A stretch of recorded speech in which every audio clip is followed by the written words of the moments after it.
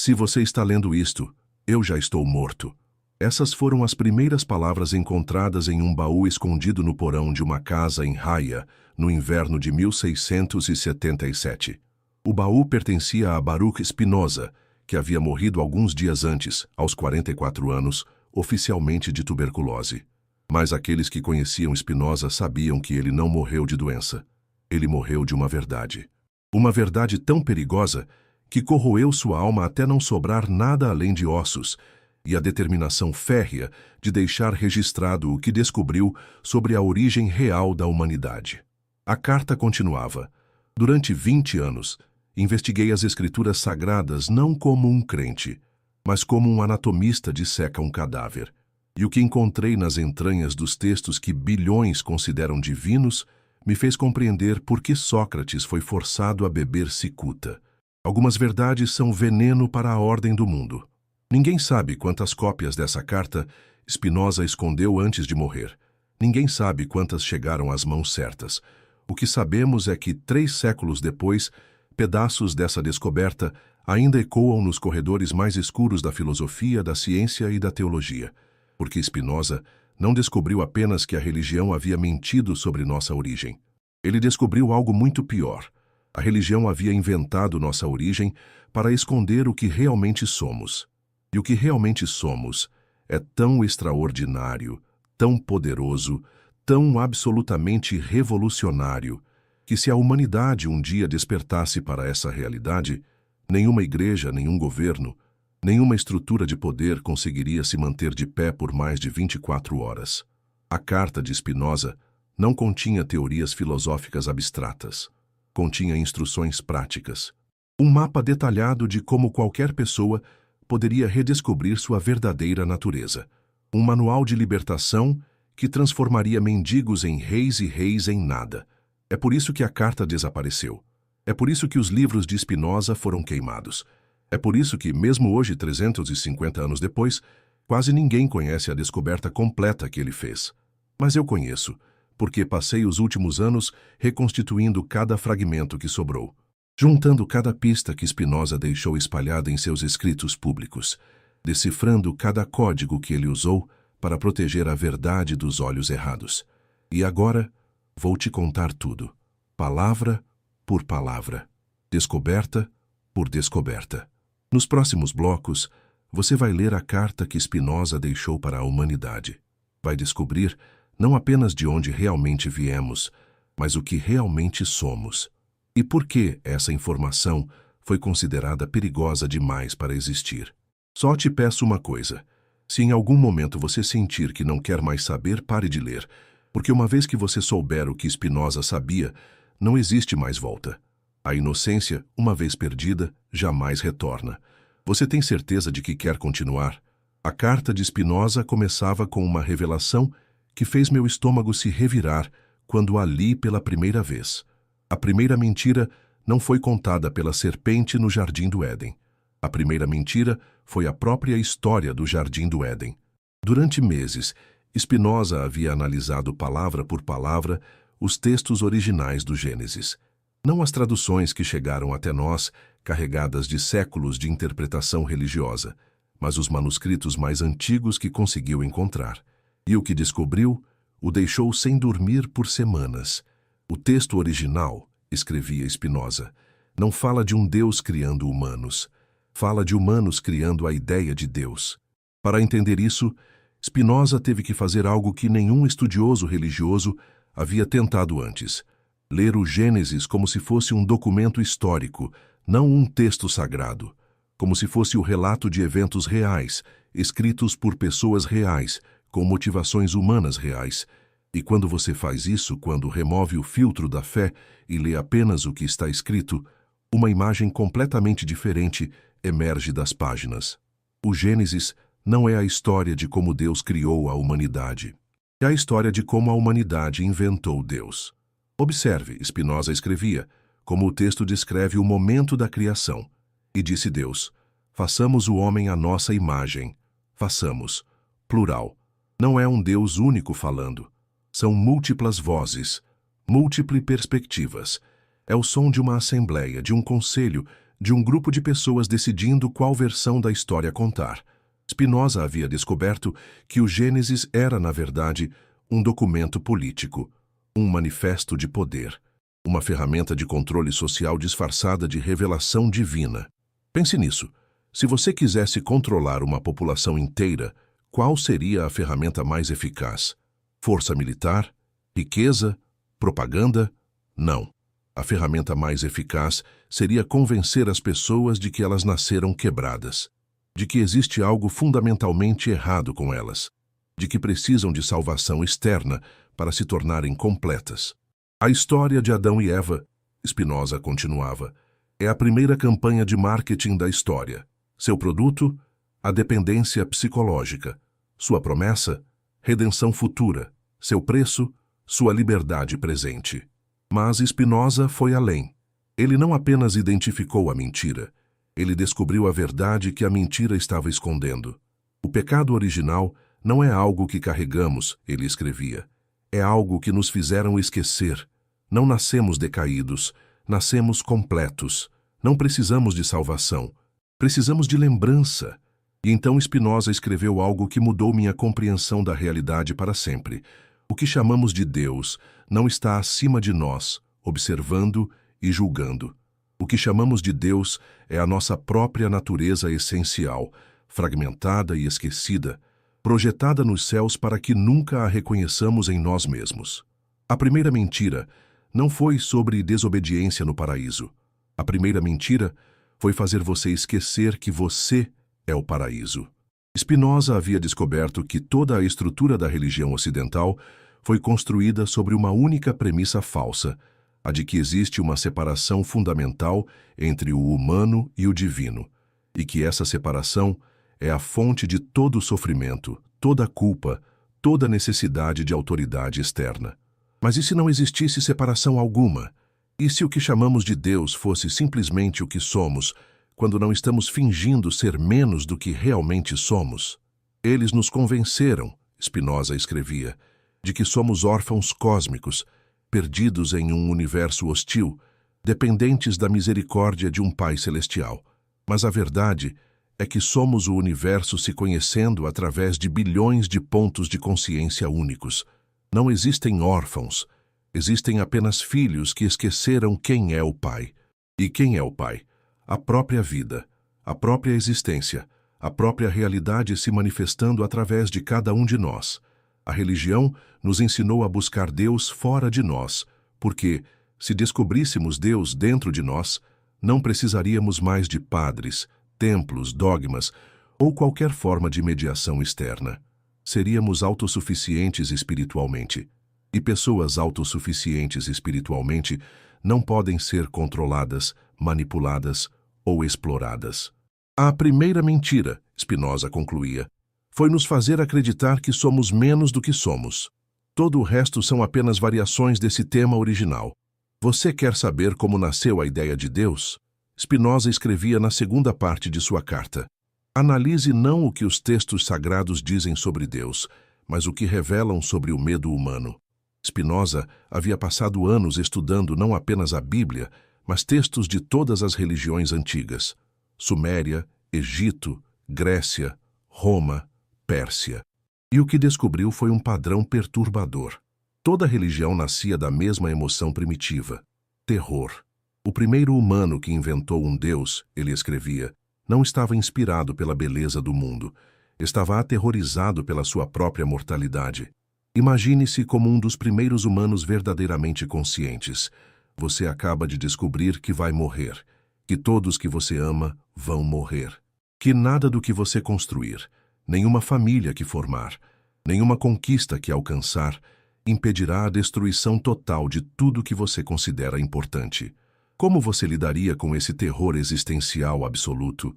Você inventaria uma história em que a morte não é final, uma história em que existe algo maior, mais poderoso, mais permanente do que você, algo que pode salvar você da aniquilação total.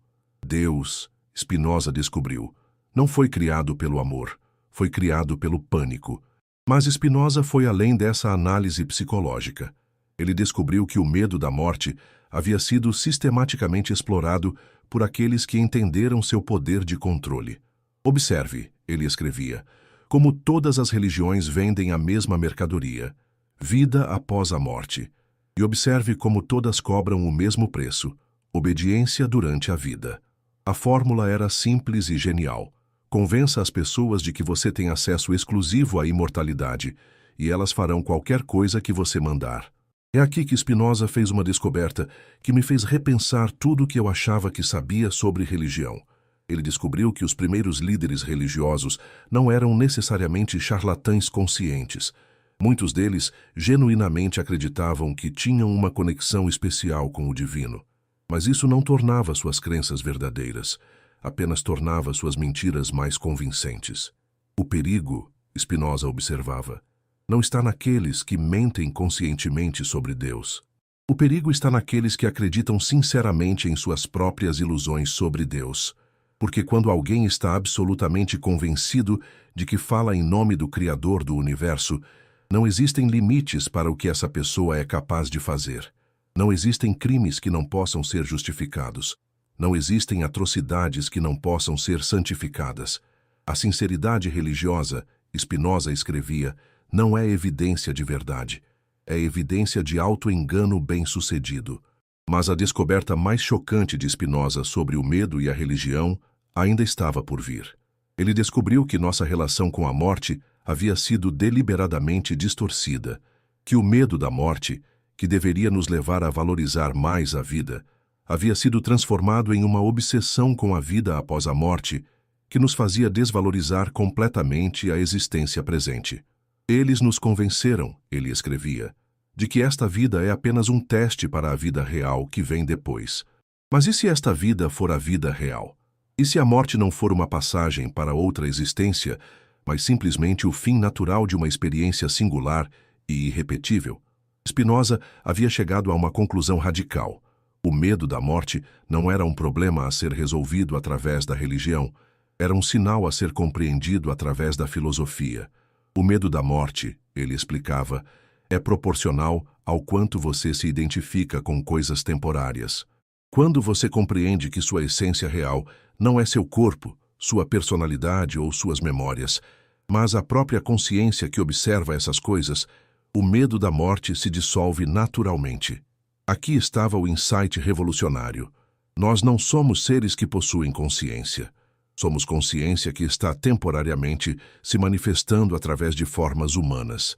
E a consciência, por sua própria natureza, não pode morrer porque não nasceu em primeiro lugar. Você não veio ao mundo, Spinoza escrevia.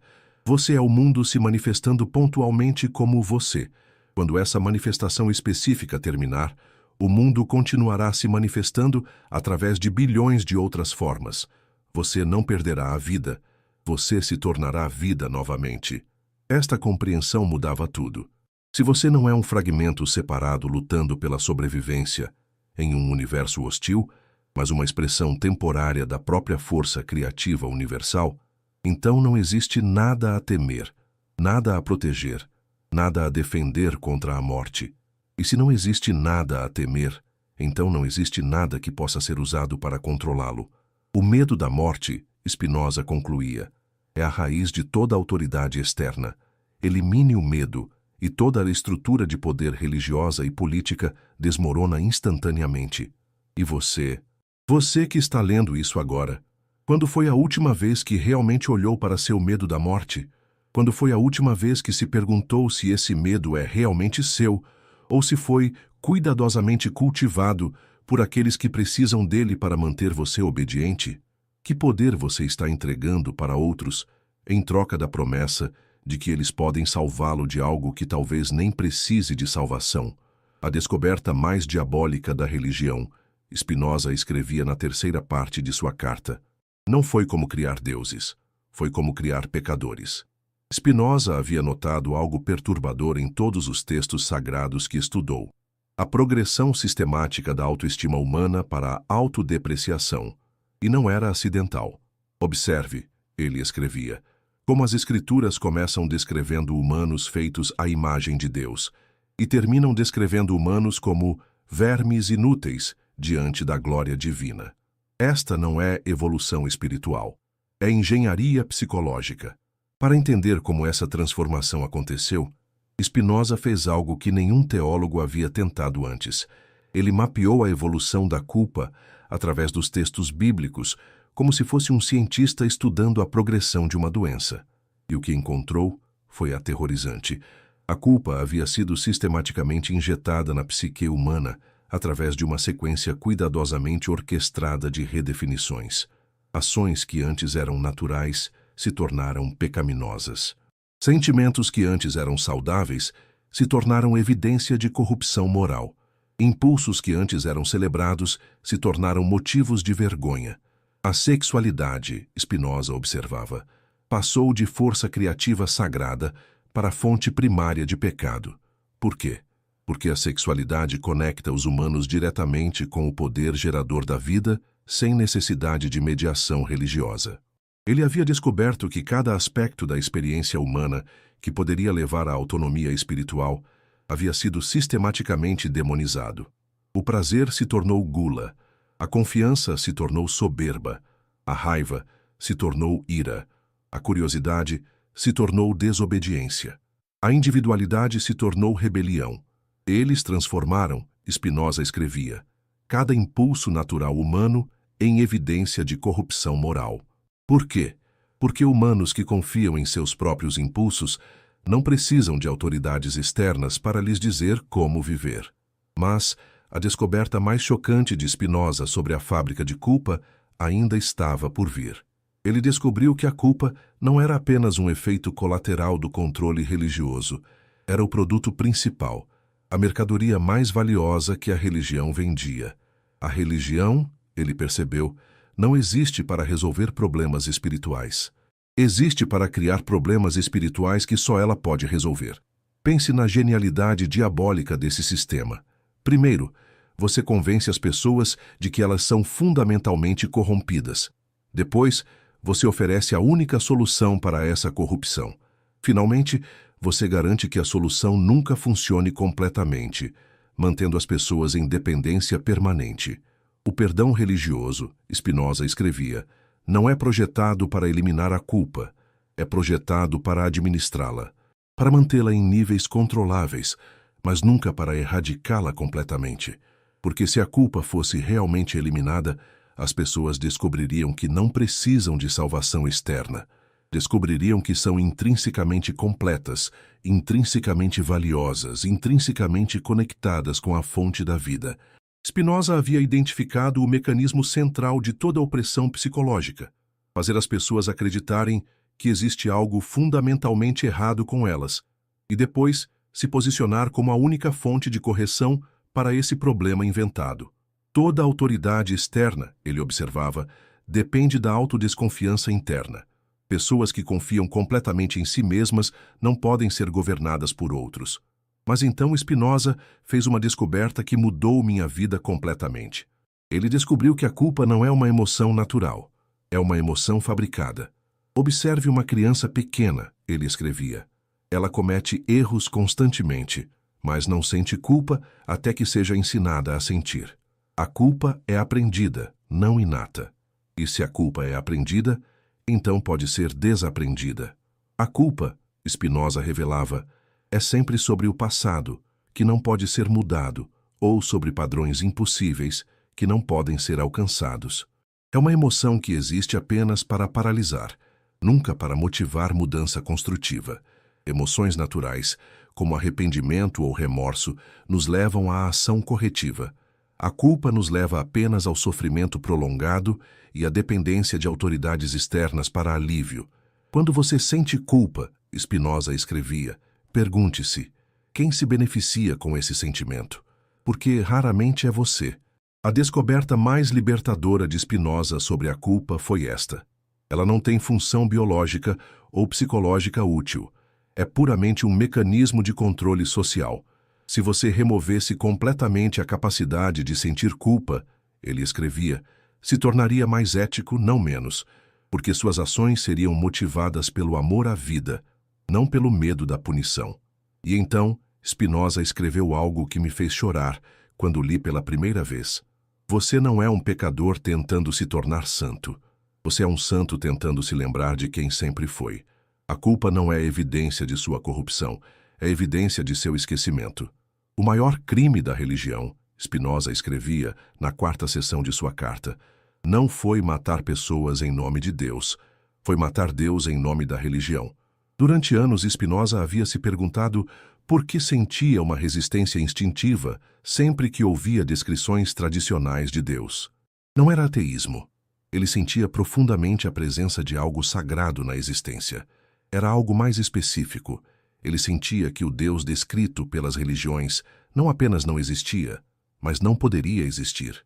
O Deus das Escrituras, ele observava, é uma contradição lógica ambulante.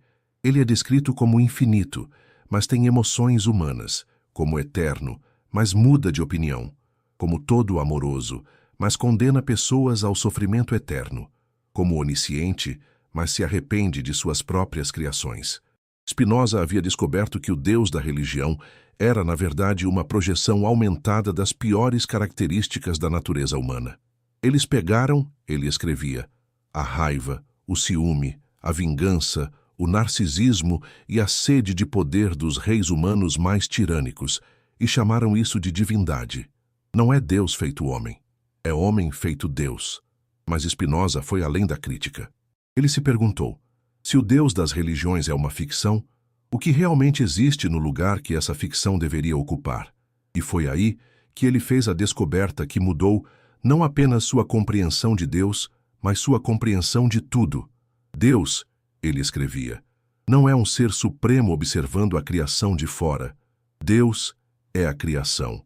Não existe separação entre criador e criado, entre sagrado e profano, entre divino e natural. Existe apenas uma realidade única, se manifestando através de infinitas formas. Spinoza havia descoberto que o que chamamos de Deus não é uma entidade separada, mas a própria substância de tudo que existe.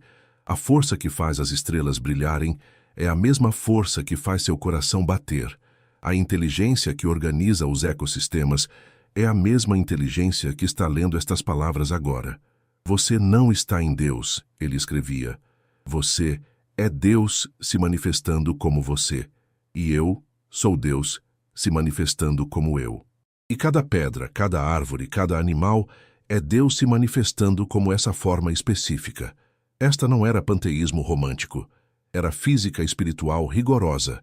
Se tudo é manifestação de uma única substância infinita, Spinoza raciocinava, então não podem existir hierarquias espirituais reais.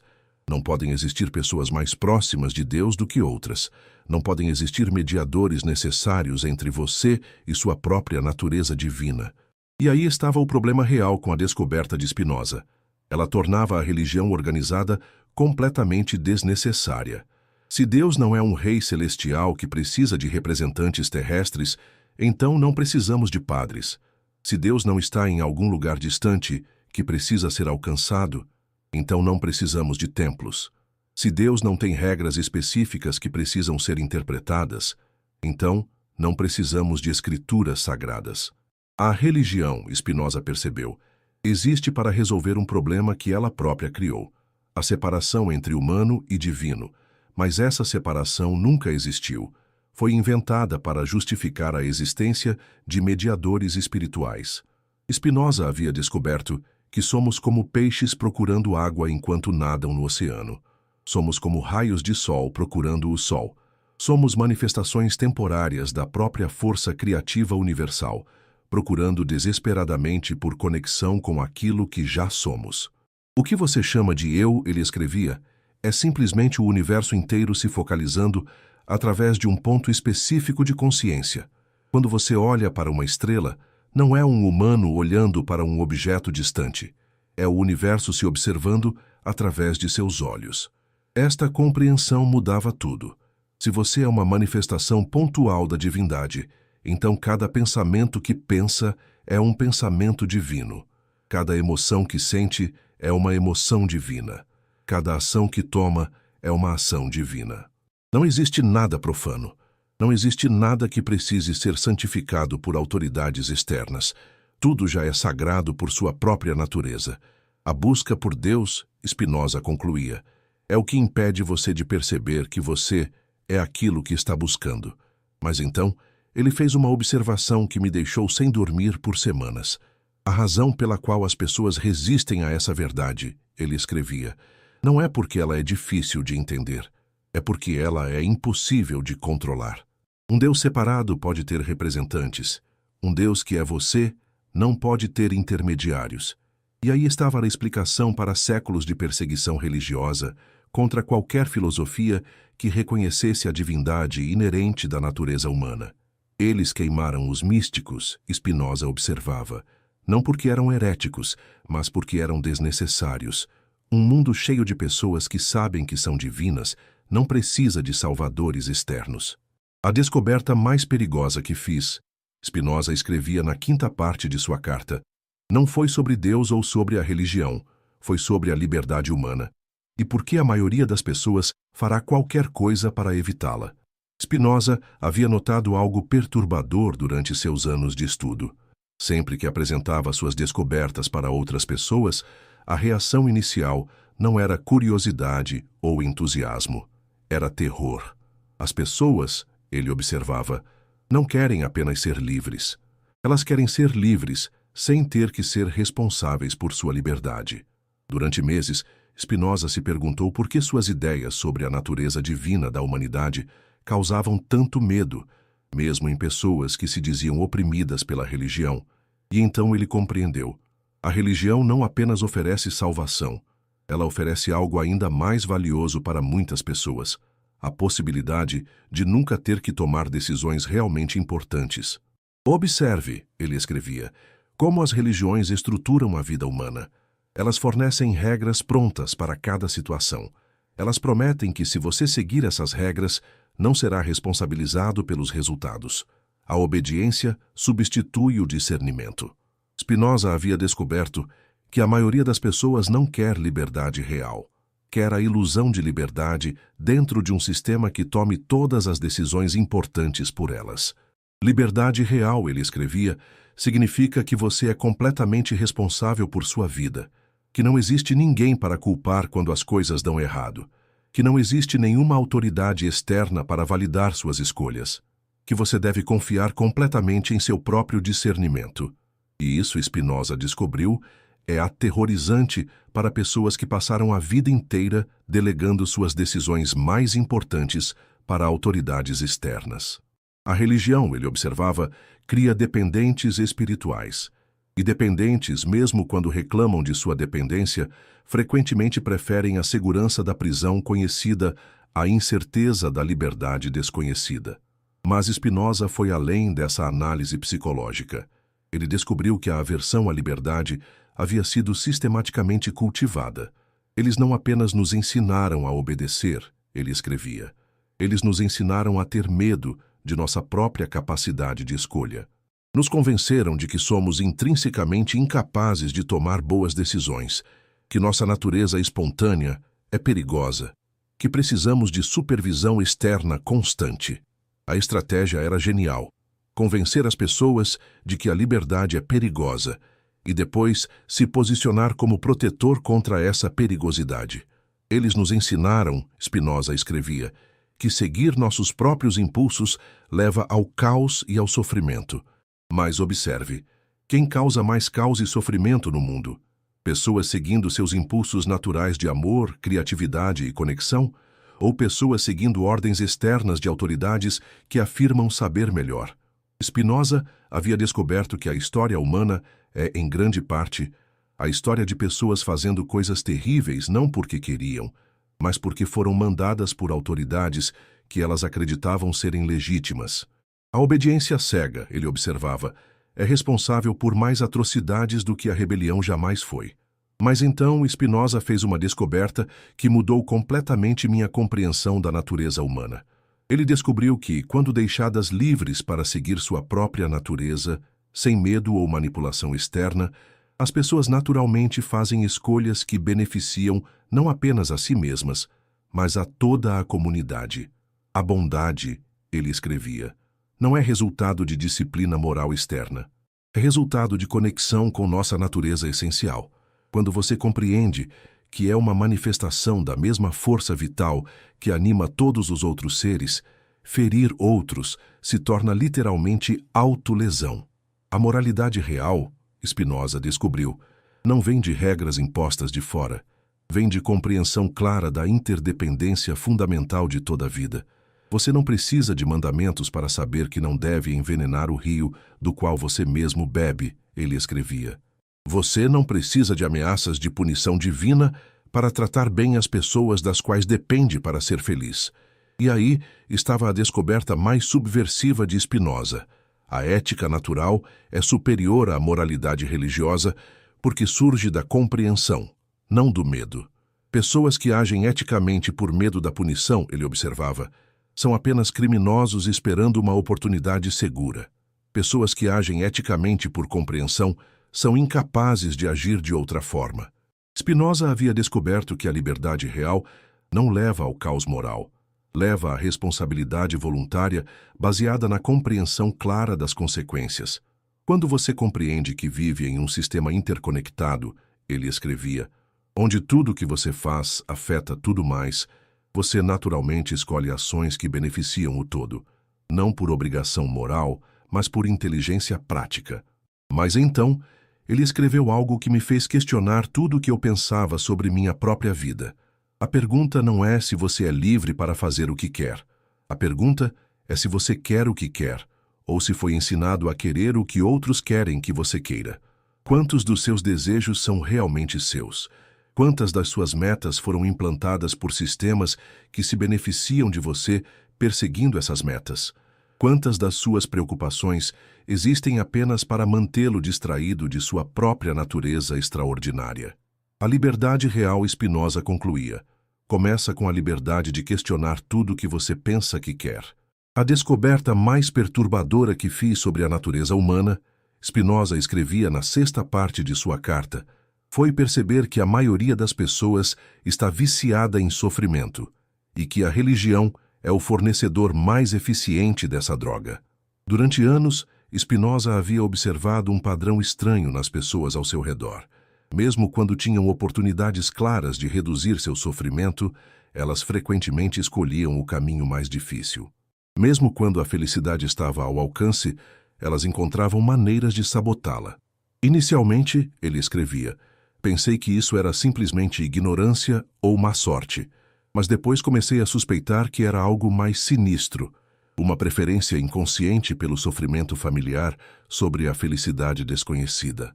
Spinoza havia descoberto que o sofrimento, especialmente o sofrimento que pode ser interpretado como nobre ou virtuoso, oferece algo que a felicidade simples não oferece, uma sensação de importância, propósito e identidade.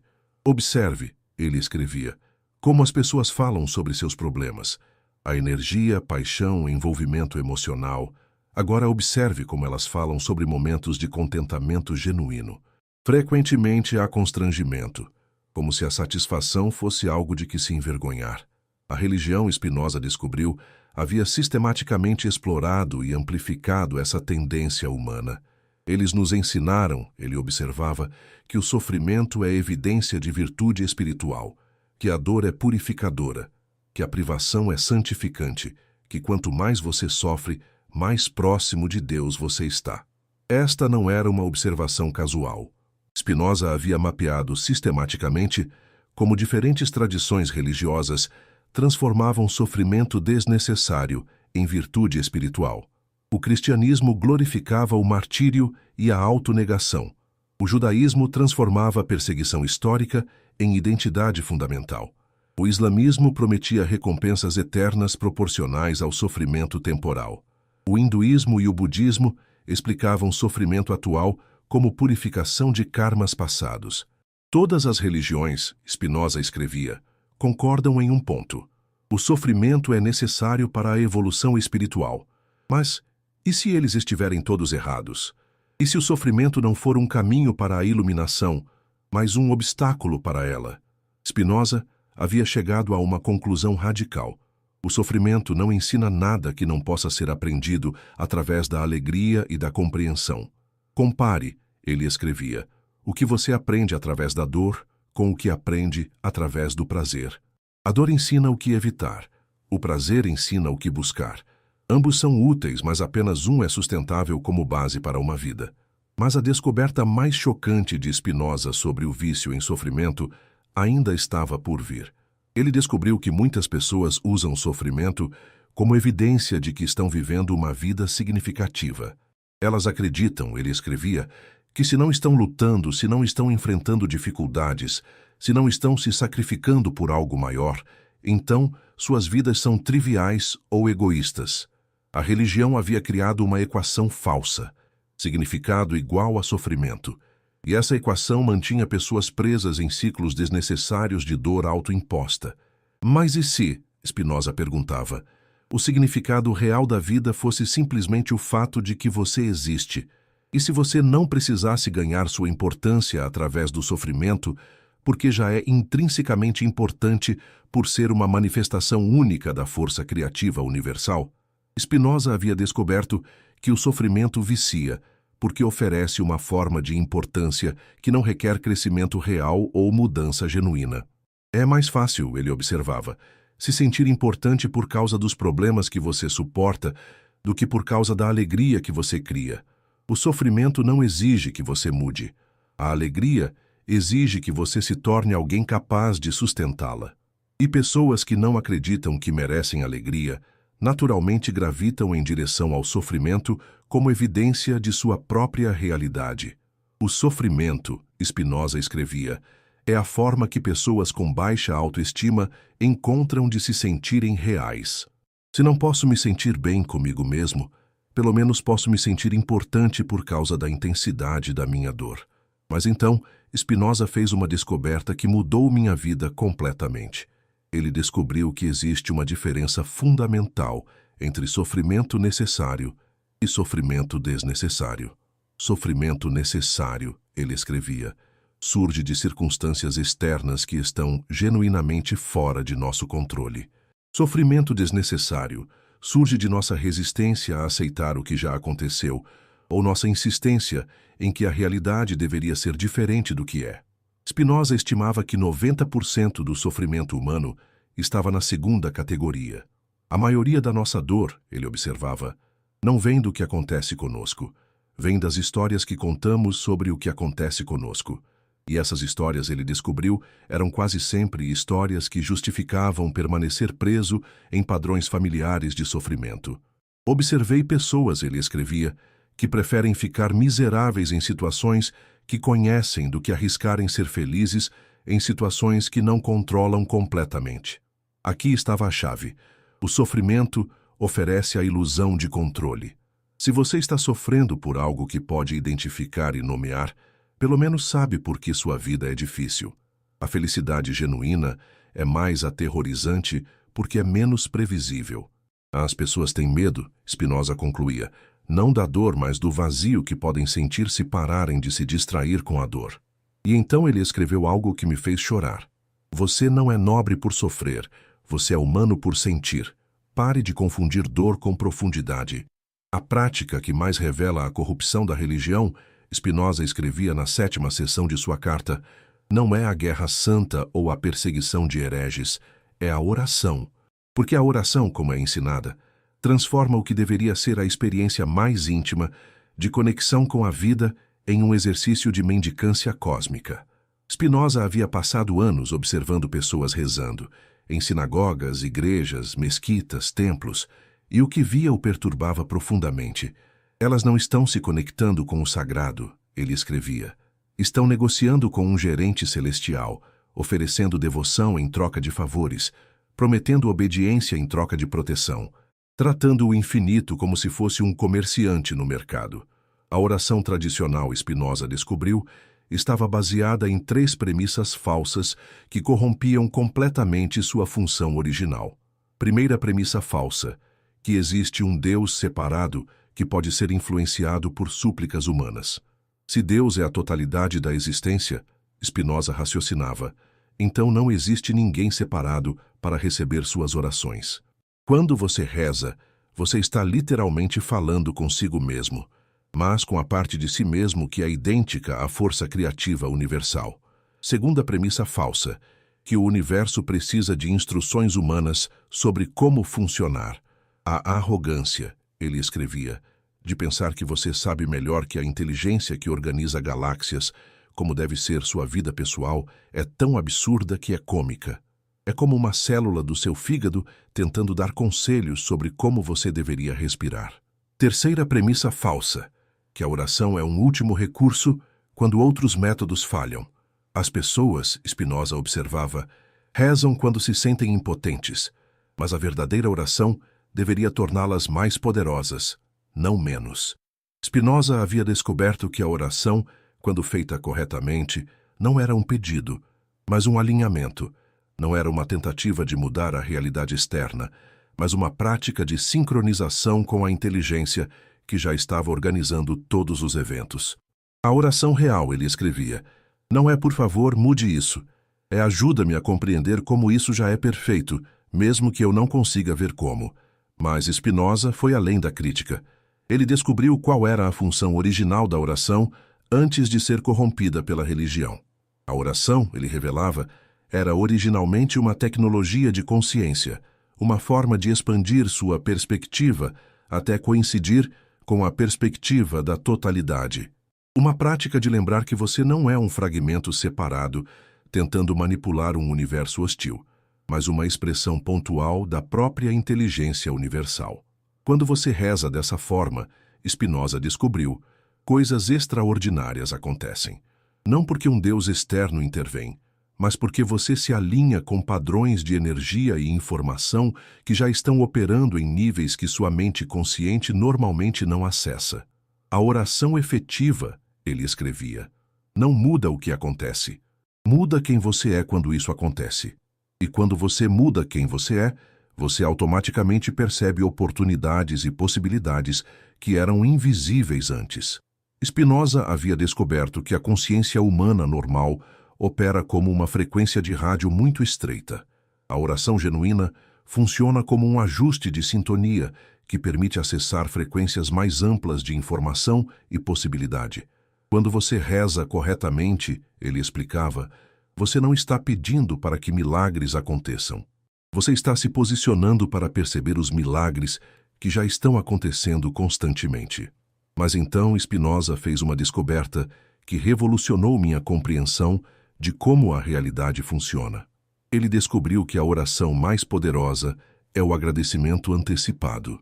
Em vez de pedir, ele escrevia, agradeça por aquilo que você quer como se já tivesse recebido. Não porque isso vai convencer um Deus externo a lhe dar o que você quer, mas porque agradecimento antecipado alinha sua consciência com a frequência da abundância. Esta não era pensamento positivo superficial, era física quântica espiritual. Sua consciência, Spinoza explicava, não é um observador passivo da realidade, é um participante ativo na criação da realidade. Quando você agradece antecipadamente, você está literalmente sintonizando sua frequência mental com a experiência que deseja, tornando-se um ímã para circunstâncias que correspondem a essa frequência. Spinoza havia descoberto que o universo não responde ao que você pensa que quer, responde ao que você realmente é. Se você é medo disfarçado de esperança, ele escrevia, você atrairá situações que confirmam seus medos. Se você é gratidão disfarçada de desejo, você atrairá situações que confirmam sua abundância. A oração genuína, ele descobriu, não era uma forma de conseguir coisas, era uma forma de se tornar o tipo de pessoa que naturalmente atrai as experiências que deseja. A pergunta, Spinoza escrevia, não é se suas orações são atendidas. A pergunta é se você está disposto a se tornar a resposta para suas próprias orações. E então ele escreveu algo que mudou completamente minha relação com o sagrado. Pare de rezar para Deus. Comece a rezar como Deus, porque não há diferença. A profanação mais cruel da religião, Spinoza escrevia na 8ª parte de sua carta, não foi transformar o amor em dogma, foi transformar o dogma em amor. Spinoza havia notado que todas as religiões afirmavam ser baseadas no amor, mas sistematicamente produziam o oposto: separação, julgamento, exclusão e violência. E isso não era acidental. Eles pegaram, ele escrevia, a força mais unificadora da existência, o amor, e a transformaram na força mais divisiva da história humana. Como? Condicionando o amor. O amor verdadeiro, Spinoza descobriu, é incondicional por natureza. Não depende de crenças, comportamentos ou características específicas. É a recognição de que toda vida surge da mesma fonte e, portanto, toda vida é intrinsecamente valiosa. Mas a religião havia transformado o amor em algo que precisava ser conquistado, merecido e mantido através de obediência. O amor de Deus, Spinoza observava, como ensinado pelas religiões, não é amor, é chantagem emocional. Ame-me ou sofra eternamente. Não é uma declaração de amor, é uma ameaça de um psicopata. Spinoza havia descoberto que o amor religioso era sempre transacional. Você dá devoção, Deus dá proteção. Você dá obediência, Deus dá salvação. Você dá sacrifício, Deus dá recompensa. Mas o amor real, ele escrevia, não é transacional, é transformacional. Não muda o que você recebe, muda o que você é. Durante anos, Spinoza estudou a diferença entre amor genuíno e amor condicionado. E o que descobriu foi que amor genuíno é a única força no universo que dissolve completamente a ilusão de separação. Quando você ama alguém verdadeiramente, ele escrevia, você não está amando alguém separado de você. Você está reconhecendo você mesmo em outra forma. O amor é sempre self-reconhecimento. Esta descoberta mudava tudo. Se amor verdadeiro é reconhecimento de unidade fundamental, então não pode haver amor exclusivo. Não pode haver pessoas que merecem amor e pessoas que não merecem. A ideia de que Deus ama algumas pessoas mais do que outras, Spinoza escrevia, é tão absurda quanto a ideia de que o sol brilha mais para algumas plantas do que para outras. Spinoza havia descoberto que o amor é uma propriedade fundamental da existência, como a gravidade ou a energia. Não é algo que alguns seres possuem e outros não. É algo que todos os seres são. Você não tem amor, ele escrevia. Você é amor temporariamente se manifestando como uma pessoa específica. Mas então Spinoza fez uma descoberta que me fez repensar tudo o que eu pensava sobre relacionamentos humanos. Ele descobriu que a maioria do que chamamos de amor é, na verdade, necessidade disfarçada. Observe, ele escrevia, como as pessoas falam sobre amor. Eu preciso de você. Você me completa. Não posso viver sem você. Isso não é amor. É dependência emocional. Amor verdadeiro, Spinoza descobriu, surge da abundância, não da necessidade. Quando você se ama completamente, quando está completo em si mesmo, quando não precisa de nada de ninguém para se sentir inteiro, então você pode amar outros sem agenda, sem expectativas, sem tentativas de mudá-los ou controlá-los. O amor genuíno, ele escrevia, não surge da sensação de que algo está faltando em você. Surge da recognição de que nada está faltando em você ou em qualquer outra pessoa. A religião havia sistematicamente corrompido essa compreensão, ensinando que todos nascemos incompletos, quebrados, precisando de salvação externa. Eles nos ensinaram, Spinoza observava, que precisamos amar a Deus, porque Deus nos ama. Mas essa é a inversão completa da verdade. Deus não nos ama porque somos especiais. Somos capazes de amor porque somos manifestações de Deus. Spinoza havia descoberto que amor não é algo que você faz, é algo que você é. E quando você compreende que é amor em essência, você automaticamente ama tudo, porque reconhece tudo como manifestação da mesma essência que você é. A pergunta, ele escrevia, não é como amar mais. A pergunta é como remover os obstáculos que impedem você de perceber que já é amor puro. E quais são esses obstáculos? Medo, julgamento, necessidade, expectativas, tentativas de controlar outros, a crença de que você é separado da vida. Quando esses obstáculos são removidos, Spinoza escrevia, você não aprende a amar. Você simplesmente para de impedir que o amor que você é se expresse naturalmente. Spinoza havia descoberto que o amor é como água. Quando não há obstruções, flui naturalmente para toda parte. A religião havia ensinado as pessoas a construir represas, canais e comportas, tentando direcionar e controlar o fluxo do amor. Mas e se, ele perguntava, em vez de tentar dirigir o amor, você simplesmente removesse todas as obstruções e permitisse que ele fluísse livremente? E então, ele escreveu algo que me fez chorar. Você não precisa aprender a amar. Você precisa aprender a parar de ter medo de amar. Porque o amor é o que você é quando o medo não está controlando suas escolhas. A maior mentira que a religião nos vendeu, Spinoza escrevia na 9ª parte de sua carta, não foi sobre vida após a morte. Foi sobre a própria natureza da morte. Spinoza havia passado anos observando pessoas morrendo, não morbidamente, mas cientificamente. Queria entender o que realmente acontecia no momento da transição. E o que descobriu contradizia completamente tudo que as religiões ensinavam sobre a morte. A morte, ele escrevia, não é uma falha no sistema da vida. É uma característica essencial do sistema. Remova a morte e você remove a vida. Elas não são opostas, são faces da mesma moeda. Mas a descoberta mais radical de Spinoza sobre a morte ainda estava por vir. O que chamamos de morte, ele escrevia, é simplesmente consciência se dissociando de uma forma específica e se preparando para se associar com novas formas. Nada é criado, nada é destruído. Tudo é transformado.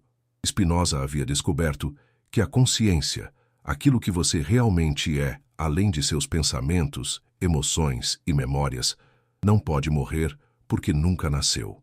Você, ele escrevia, não é seu corpo. Seu corpo é um veículo temporário que a consciência usa para ter experiências específicas. Quando o veículo não serve mais, a consciência simplesmente o abandona e encontra outro. Esta não era especulação mística, era observação científica rigorosa. Observe, Spinoza escrevia, como a matéria do seu corpo está constantemente mudando. A cada 7 anos, cada célula foi substituída, mas algo permanece constante através de todas essas mudanças. Esse algo constante é o que você realmente é. A religião havia criado terror em torno da morte, porque morte sem medo tornaria impossível controlar as pessoas através de promessas de vida eterna. Se você não tem medo de morrer, Spinoza observava, você não pode ser controlado através de ameaças sobre o que acontece depois que você morre. Mas Spinoza foi além da crítica ao medo religioso da morte. Ele descobriu algo que mudou completamente minha relação com a mortalidade. A morte, ele escrevia, não é algo que acontece no final da vida. É algo que está acontecendo constantemente. A cada momento, você está morrendo para quem você era e nascendo para quem você está se tornando. A pessoa que você era há 5 anos está morta. A pessoa que você era ontem está morta. A pessoa que você era esta manhã está morta. E você não sente falta de nenhuma dessas versões mortas de si mesmo, porque reconhece que eram apenas estágios temporários de um processo contínuo de transformação. A morte física, Spinoza revelava, é simplesmente a versão final desse processo que está acontecendo o tempo todo. Você já experimentou milhares de mortes e renascimentos. A morte final do corpo não é diferente, exceto em escala. Spinoza havia descoberto que o medo da morte não é realmente medo da morte, é medo do desconhecido. As pessoas, ele escrevia, não têm medo de deixar de existir. Têm medo de continuar existindo de uma forma que não conseguem imaginar ou controlar. Mas e se a morte fosse simplesmente uma expansão da consciência além das limitações de uma forma específica? Imagine, Spinoza escrevia, que você passou a vida inteira em um quarto pequeno e escuro. A morte seria como a porta do quarto se abrindo para um campo infinito sob o céu aberto. Você teria medo de sair do quarto? Spinoza havia chegado a uma conclusão revolucionária. A morte não é o fim da experiência, é o fim da experiência limitada. Quando você morre, ele escrevia, você não para de ser consciente. Você para de ser consciente de forma restrita. É como uma gota d'água retornando ao oceano. A gota não deixa de existir. Ela deixa de experimentar separação. Esta compreensão mudava tudo. Se a morte é retorno à totalidade, então não há nada a temer. Se a consciência é indestrutível, então você é literalmente imortal. O que você chama de sua vida, Spinoza escrevia, É apenas um sonho temporário que a consciência infinita está tendo. Quando você morre, você não deixa de sonhar. Você acorda. Mas então Spinoza fez uma observação que me deixou sem dormir por semanas. A ironia, ele escrevia, é que a maioria das pessoas está tão preocupada com o que acontece depois da morte que esquece de viver antes da morte. Elas passam a vida inteira se preparando para morrer, em vez de se preparando para viver. E qual é a melhor preparação para a morte? Viver tão completamente, tão conscientemente, tão alinhado com sua natureza essencial, que quando chegar a hora de deixar o corpo, você não sinta que está perdendo nada importante. A pessoa que realmente vive, Spinoza escrevia, não tem medo de morrer, porque compreende que a vida e a morte são apenas duas faces da mesma experiência infinita de ser. E então ele escreveu algo que mudou para sempre minha perspectiva sobre a mortalidade. Você não está vivendo em direção à morte, você está morrendo em direção à vida. Cada momento de dissolução das ilusões sobre quem você pensa que é um passo em direção à recognição de quem você realmente é. A morte física é apenas o passo final desse processo de despertar. O último reduto da religião, Spinoza escrevia na 10ª seção de sua carta, são os milagres. Quando todos os outros argumentos falham, eles apontam para eventos que supostamente violam as leis naturais como prova da intervenção divina. Mas eu descobri algo que destrói completamente essa defesa. Os milagres não violam as leis naturais. Eles revelam leis naturais que ainda não compreendemos. Spinoza havia passado anos investigando relatos de milagres, não para debuncar ou confirmar, mas para entender o que realmente estava acontecendo quando eventos aparentemente impossíveis ocorriam. O problema, ele escrevia, não é que milagres não acontecem. O problema é que, quando acontecem, são imediatamente sequestrados pela religião como evidência de suas doutrinas específicas. Spinoza havia descoberto que milagres acontecem constantemente, mas não da forma que as religiões afirmam. Um milagre, ele observava, não é a suspensão das leis naturais, é a demonstração de leis naturais operando em níveis que nossa ciência atual não consegue medir ou explicar. Para Spinoza, o verdadeiro milagre não era Jesus caminhando sobre a água, era a própria existência da água. Não era a multiplicação dos pães, era a existência de um universo onde multiplicação é possível. O maior milagre, ele escrevia, é que algo existe em vez de nada. Comparado a isso, todos os outros chamados milagres são triviais. Mas Spinoza foi além dessa perspectiva filosófica. Ele começou a investigar sistematicamente o que causava eventos que as pessoas interpretavam como milagrosos e descobriu algo extraordinário. Os milagres, ele escrevia, acontecem quando a consciência humana se alinha perfeitamente com o fluxo natural da realidade. Não são violações das leis naturais, são colaborações conscientes com elas. Spinoza havia descoberto que a consciência humana, quando operando em sua capacidade total, pode acessar e influenciar níveis de realidade que normalmente permanecem inconscientes. Seu corpo, ele explicava, está constantemente realizando milagres.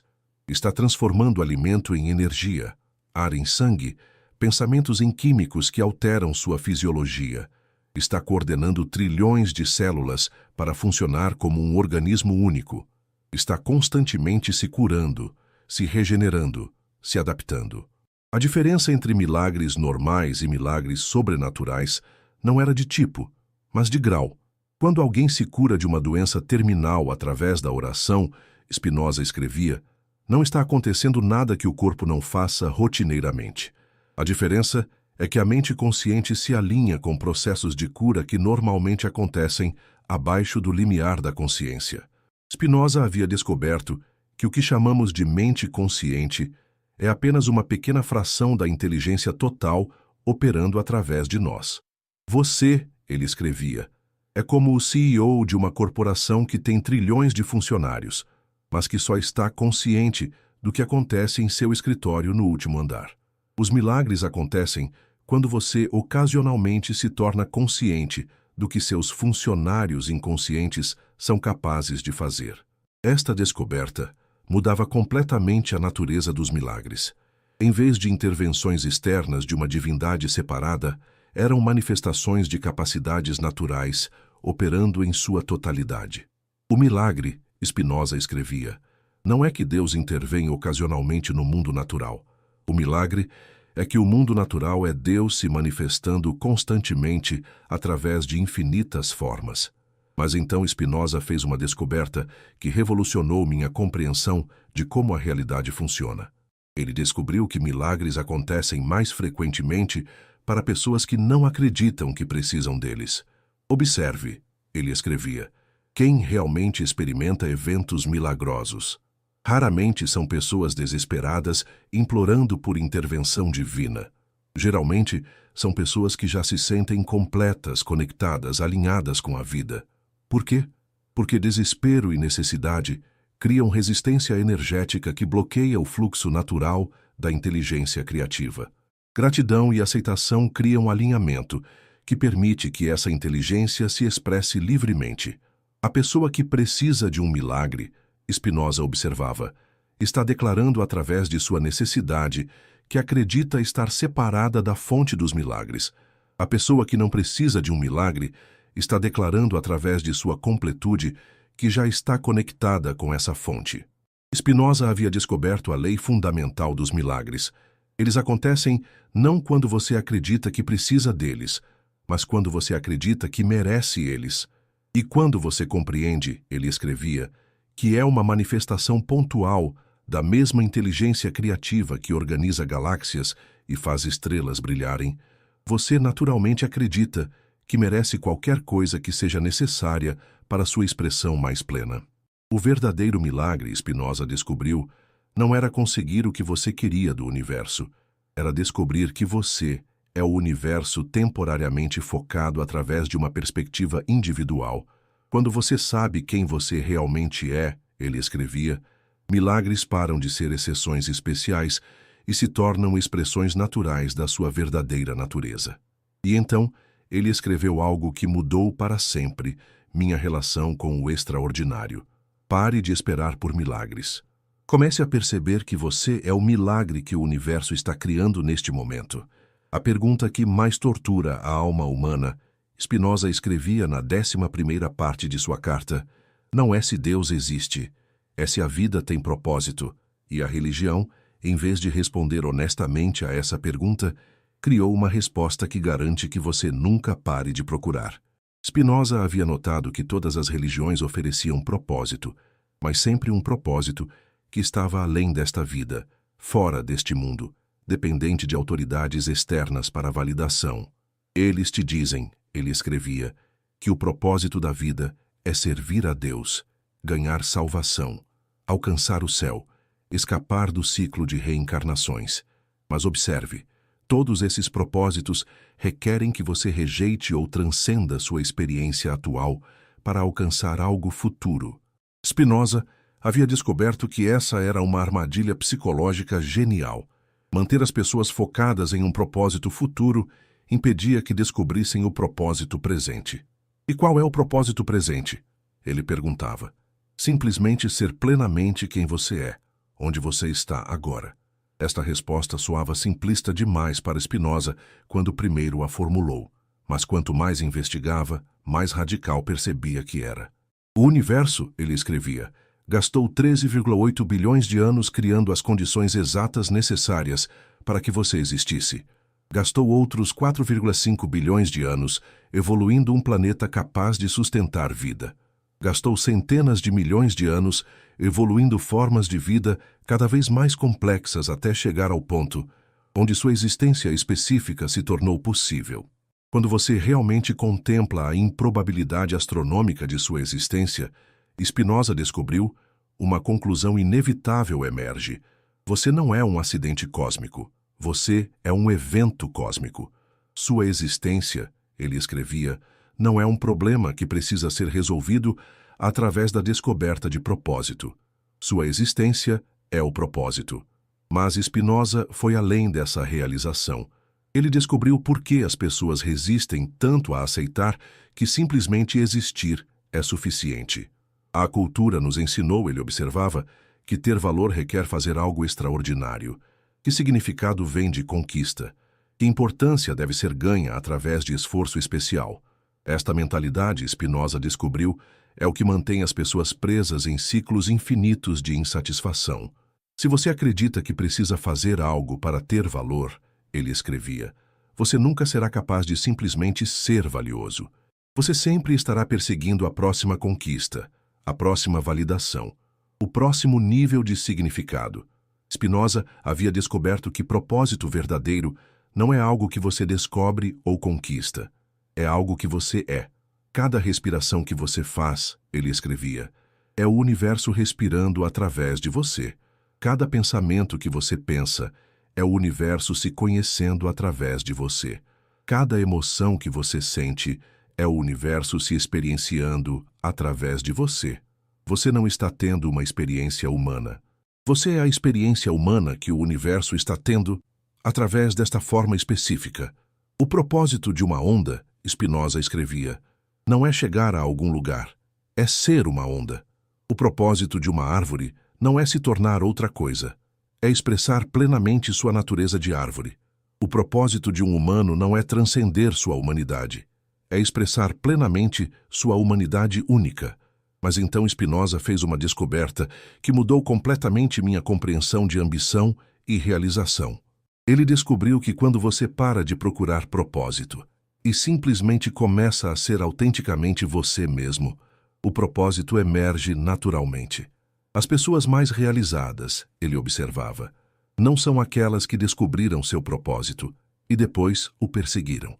São aquelas que seguiram sua natureza autêntica e descobriram que isso naturalmente criou valor para outros. Spinoza havia identificado a diferença entre propósito imposto e propósito emergente. Propósito imposto vem de fora. Sociedade, família, religião, cultura, te dizendo qual deveria ser sua função. Propósito emergente vem de dentro. Sua natureza única se expressando através de ações que surgem naturalmente de quem você realmente é. O propósito imposto, ele escrevia, sempre gera resistência interna porque força você a negar aspectos de si mesmo. O propósito emergente sempre gera energia porque permite que você expresse aspectos de si mesmo. A pergunta não é qual é meu propósito na vida. A pergunta é, o que emerge naturalmente quando eu paro de tentar ser alguém que não sou? Você não precisa descobrir seu propósito, Spinoza escrevia. Você precisa descobrir quem você é. O propósito é simplesmente você sendo você mesmo tão completamente que isso naturalmente beneficia toda a vida ao seu redor. Mas a descoberta mais libertadora de Spinoza sobre propósito ainda estava por vir. O grande segredo, ele escrevia, é que você não tem um propósito. Você tem tantos propósitos quantos momentos você vive.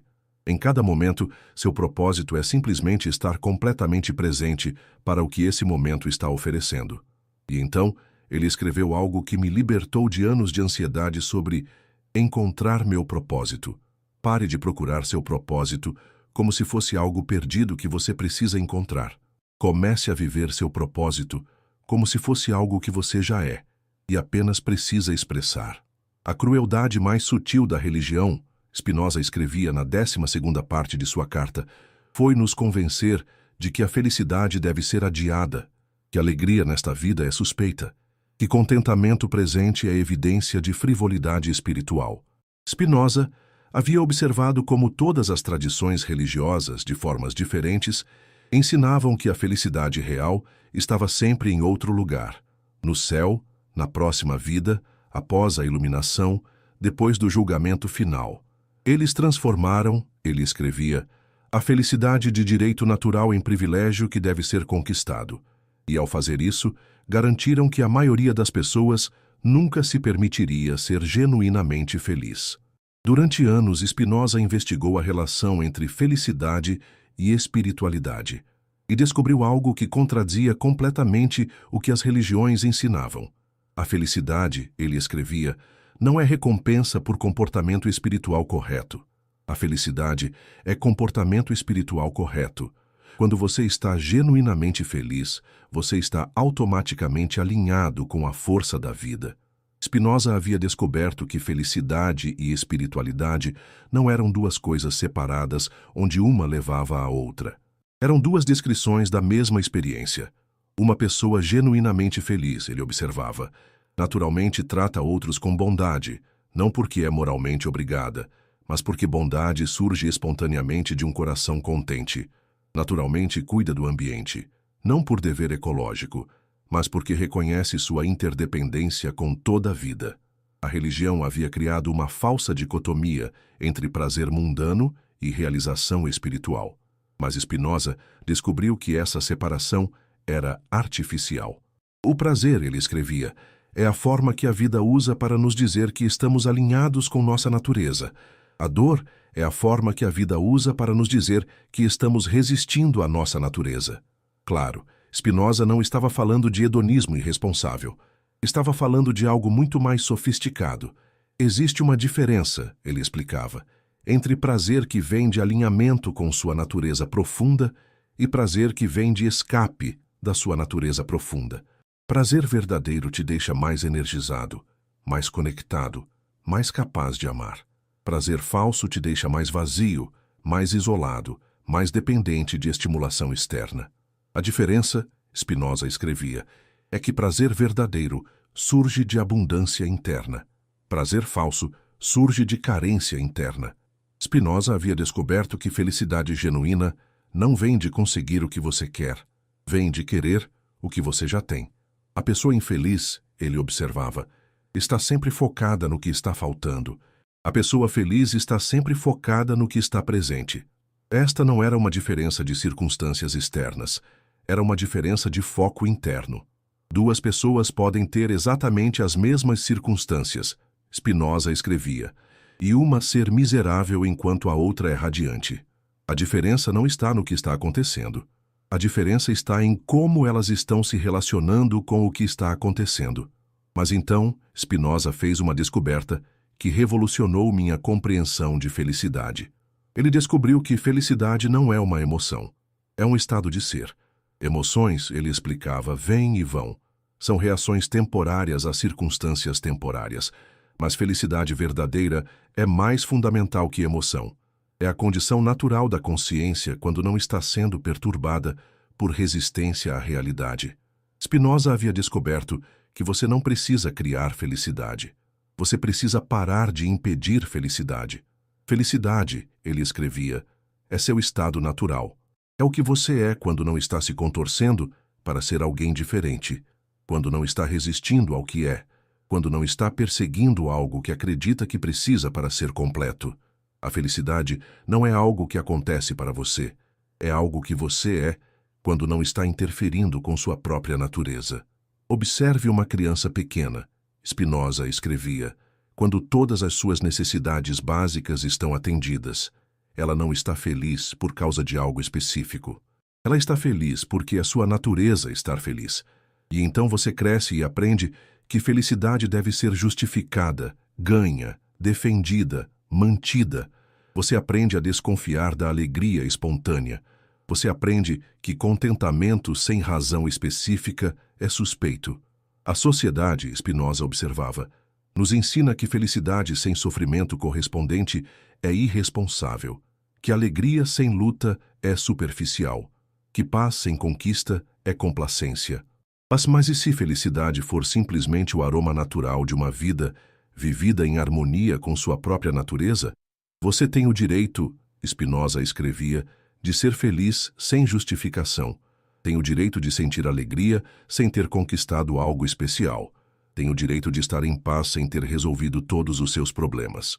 Spinoza havia descoberto que felicidade é não apenas seu direito, mas sua responsabilidade.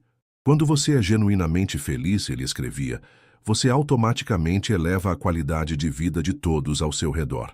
Felicidade é contagiosa da mesma forma que depressão é contagiosa. E então, ele escreveu algo que mudou para sempre minha relação com minha própria alegria. Sua felicidade não é luxo que você se permite depois que todos os outros estão cuidados. Sua felicidade é recurso que você oferece para ajudar todos os outros se cuidarem. Estamos chegando ao fim, Spinoza escrevia na 13ª parte de sua carta. E você pode estar se perguntando, se tudo isso é verdade, por que a humanidade ainda vive em ilusão? Por que as pessoas ainda se submetem a sistemas que as mantêm pequenas e dependentes? Spinoza havia passado anos contemplando essa questão. Se a verdade sobre nossa natureza divina era tão óbvia uma vez vista, por que era tão resistida? A resposta, ele escrevia, não é que a verdade é difícil de entender. A resposta é que a ilusão é mais confortável do que a responsabilidade que vem com a verdade. Spinoza havia descoberto que acordar para nossa verdadeira natureza não é uma experiência completamente agradável. É libertadora, mas também aterrorizante. Quando você percebe que é uma manifestação da força criativa universal, ele escrevia, você também percebe que é completamente responsável por sua experiência. Não há mais ninguém para culpar. Não há mais vítimas genuínas. Não há mais desculpas para viver menos do que plenamente. Esta responsabilidade total assusta muitas pessoas de volta para a dependência familiar. É mais fácil, Spinoza observava, acreditar que você é impotente diante de forças externas do que aceitar que você é uma dessas forças externas. Mas Spinoza havia notado algo interessante. Apesar de toda a resistência, o despertar estava acontecendo anyway. Não porque alguém estava forçando, mas porque era inevitável. A consciência, ele escrevia, tem uma tendência natural a expandir. Como a água sempre encontra seu nível, a consciência sempre encontra sua verdade. Spinoza havia observado que cada geração era ligeiramente mais desperta que a anterior. Cada século produzia mais pessoas que questionavam a autoridade externa e confiavam em seu próprio discernimento. O despertar, ele percebeu, não é algo que você faz, é algo que está acontecendo através de você, como você, apesar de você. Durante séculos, as instituições de controle haviam conseguido manter a verdade sobre nossa natureza relativamente secreta. Mas Spinoza previu que isso se tornaria impossível. Chegará um tempo, ele escrevia, quando a informação fluirá tão livremente que será impossível manter as pessoas ignorantes de sua própria divindade. Quando isso acontecer, toda a estrutura de controle baseada em dependência espiritual entrará em colapso. Spinoza estava descrevendo nossa era atual com precisão assustadora. Quando milhões de pessoas simultaneamente despertarem para o fato de que não precisam de salvadores externos, ele escrevia, quando perceberem que são autoridades espirituais em suas próprias vidas, quando compreenderem que são manifestações da própria força que criou as estrelas, nenhum sistema baseado em fazer as pessoas se sentirem pequenas e dependentes conseguirá sobreviver. Mas Spinoza não estava prevendo revolução violenta. Estava prevendo evolução consciente. O despertar, ele escrevia, não acontece através de luta contra o velho. Acontece através de encarnação do novo. Spinoza havia descoberto que você não derrota sistemas de ilusão lutando contra eles. Você os torna irrelevantes vivendo a verdade. Quando você vive como quem realmente é, ele escrevia, você automaticamente inspira outros a se lembrarem de quem realmente são. E pessoas que sabem quem são não podem ser controladas, manipuladas ou diminuídas. O despertar, Spinoza descobriu, é viral no melhor sentido. Uma pessoa acordada automaticamente desperta outras através do simples exemplo de viver autenticamente. Você não precisa converter ninguém, ele escrevia. Você precisa apenas ser você mesmo tão completamente que isso dê permissão para outros serem eles mesmos completamente. Spinoza havia previsto que chegaria um momento na história humana quando um número suficiente de pessoas despertaria para criar um ponto de inflexão irreversível. Quando isso acontecer, ele escrevia, a humanidade passará de uma espécie que se define através do medo e da escassez para uma espécie que se define através do amor e da abundância. Esta transformação não seria política ou econômica em sua origem, seria espiritual, seria o reconhecimento coletivo de nossa verdadeira natureza. E quando um número suficiente de pessoas souber que é divino, Spinoza escrevia, será impossível manter sistemas baseados em fazer as pessoas acreditarem que são menos que divinas. Spinoza havia compreendido que o despertar individual e o despertar coletivo eram aspectos do mesmo processo. Cada pessoa que desperta, ele escrevia, adiciona sua luz à luz total disponível para a humanidade. E quando a luz total atinge um certo nível, as sombras simplesmente desaparecem. Mas então Spinoza escreveu algo que me deu esperança para toda a humanidade. O despertar não pode ser impedido.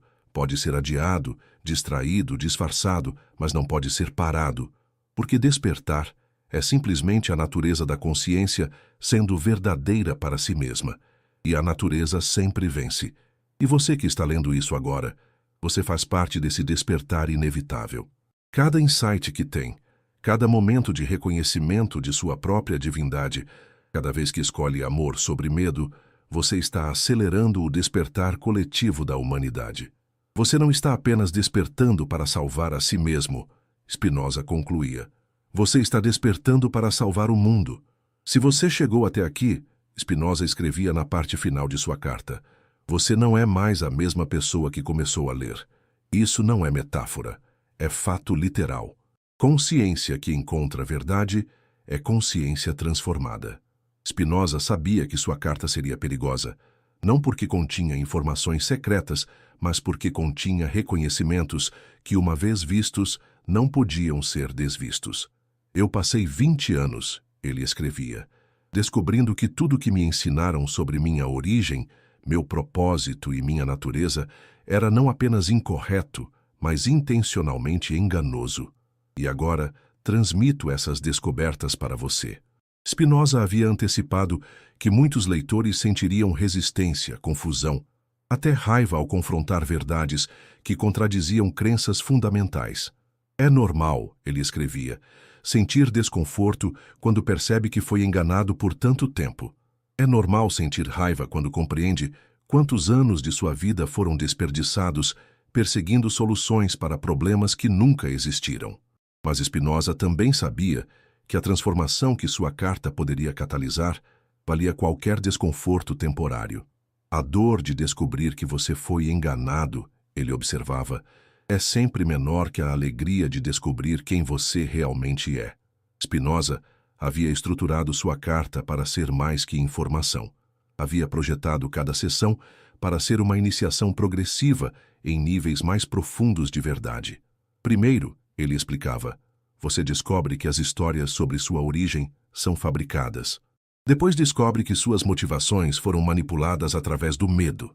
Então percebe que sua culpa foi artificialmente induzida. Finalmente compreende que você é aquilo que estava procurando fora de si mesmo. Cada revelação preparava a consciência para a próxima. Cada insight tornava o seguinte mais fácil de aceitar. No final, Spinoza escrevia, você não aprende nada novo, você simplesmente se lembra do que sempre soube, mas havia esquecido. Spinoza sabia que sua carta chegaria às mãos de pessoas em diferentes estágios de despertar. Algumas estariam prontas para a verdade completa imediatamente. Outras precisariam de tempo para processar cada descoberta. Não há pressa, ele escrevia. A verdade não está indo a lugar algum. Ela estará esperando quando você estiver pronto. Mas Spinoza também sabia que algumas pessoas, mesmo confrontadas com evidência clara, escolheriam retornar às ilusões familiares. E tudo bem, ele escrevia. O despertar não pode ser forçado, só pode ser oferecido. Cada pessoa desperta no seu próprio tempo, na sua própria forma. Spinoza havia incluído em sua carta não apenas descobertas, mas instruções práticas. Agora que você sabe quem é, ele escrevia, como você vai viver diferente? Agora que compreende sua natureza divina, como vai expressar essa divindade através de suas ações cotidianas? As descobertas de Spinoza não eram acadêmicas, eram transformações de vida. Conhecimento que não muda como você vive, ele observava, é conhecimento desperdiçado. Verdade que não liberta é verdade incompreendida. Spinoza havia antecipado que muitos leitores se perguntariam o que fazer com o que haviam descoberto. Você não precisa se tornar um professor espiritual, ele escrevia. Você não precisa converter outras pessoas. Você simplesmente precisa viver como quem realmente é. Sua vida autêntica será ensinamento suficiente. Spinoza sabia que viver a verdade seria mais desafiador que simplesmente conhecê-la. O mundo, ele escrevia, está organizado para manter pessoas em ilusão. Você encontrará resistência externa à sua autenticidade, mas a resistência externa nunca é tão forte quanto a determinação interna de ser livre. E então, Spinoza escreveu suas palavras finais, palavras que continuam ecoando através dos séculos. Minha carta termina aqui, mas sua jornada está apenas começando. Você agora carrega a responsabilidade de decidir. Você vai viver como escravo de ilusões que outros criaram para você, ou como expressão livre da força criativa universal que você é. A escolha é sua. Sempre foi. A única diferença é que agora você sabe que tem escolha. E se você escolher a liberdade, se escolher viver sua divindade, se escolher ser quem realmente é, você estará cumprindo o propósito para o qual o universo gastou bilhões de anos criando você. Não desperdice esse investimento cósmico. Você é precioso demais para continuar se escondendo. Viva como o milagre que você é. Com todo o amor que existe, Baruch Spinoza PS. Se você sentir que deve compartilhar esta carta, compartilhe. Se sentir que deve guardá-la para si, guarde. Confie completamente no seu discernimento. Você é a autoridade espiritual que estava procurando. E assim termina a carta que Baruch Spinoza deixou para a humanidade. Uma carta que revela não segredos esotéricos complexos, mas verdades simples que foram escondidas à vista de todos. Você descobriu que não é um pecador buscando salvação, mas uma manifestação divina se lembrando de sua própria natureza. Você descobriu que não precisa de mediadores entre você e o sagrado, porque você é o sagrado se manifestando como você. Você descobriu que sua origem não é uma queda de um paraíso perdido, mas uma emergência de uma fonte infinita de criatividade. Você descobriu que a felicidade é seu direito natural, que a liberdade é sua herança, que o amor é sua essência. Mais importante, você descobriu que sempre soube tudo isso. Spinoza não te ensinou nada novo, ele simplesmente te lembrou do que você havia esquecido. A pergunta agora é: o que você vai fazer com essa lembrança? Como você vai viver sabendo quem realmente é? A resposta está em suas mãos, como sempre esteve.